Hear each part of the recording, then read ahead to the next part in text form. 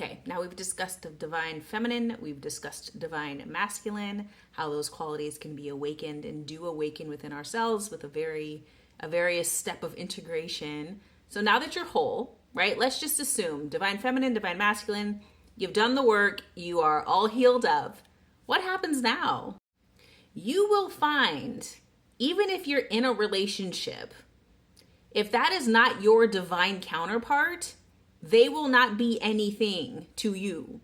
Because as soon as you become the divine feminine or the divine masculine that you are purposed to be, you will meet your divine counterpart.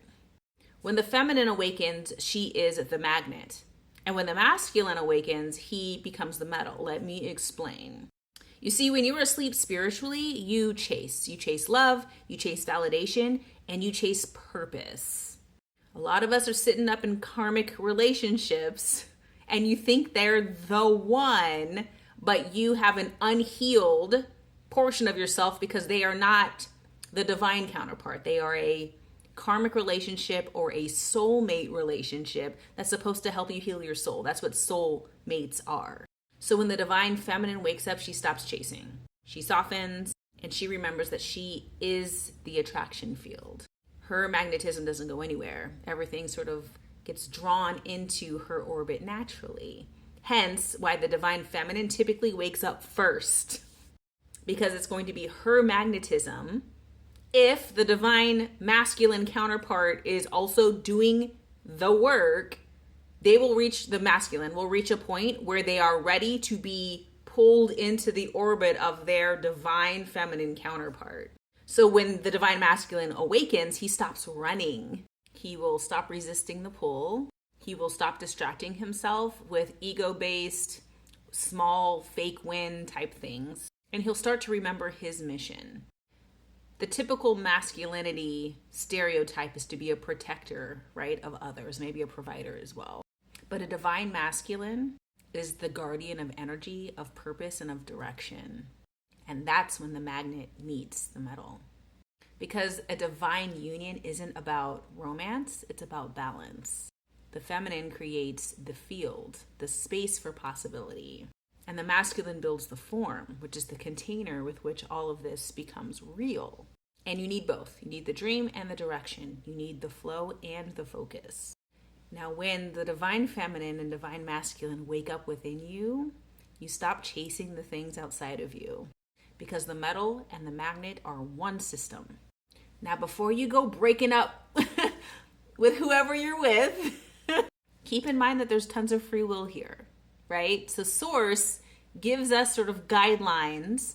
If you are connected to Source, if you're working on your spiritual awakening journey, if you're ascending, when I say those things and you're on this journey, maybe if you found this video, you know what I'm talking about. But before you go break up with whomever, because they're not your divine counterpart, just wait. Because we all get into relationships, even happy ones. They serve a purpose. And most of the time, it is to get you and your soul to heal up so that you're ready and trained for your divine counterpart. There's a bigger purpose here. There's pull and there's presence. There's desire and there's discipline. And that's what a divine union looks like when it's healed. So let's sit and think about the relationship that we're in. Is there pull and presence? Is there desire and discipline? Is there? Because the divine feminine, divine masculine is not a love story. It's a reunion.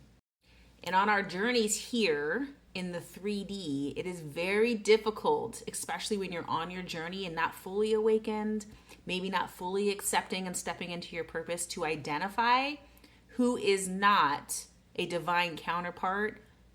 But those people mean something, obviously, right? We need those interactions and relationships, karmic or soulmates, to become better versions of ourselves, to think deeper, to love deeper, to give deeper, to receive deeper, right? So if you're not interested in your divine counterpart because you're perfectly fine with your soulmate, yeah, live it up. I'm just telling you that there's a divine feminine and a divine masculine, and they're supposed to be in union to fulfill their purpose on earth. That's all I'm saying. Okay, so just go.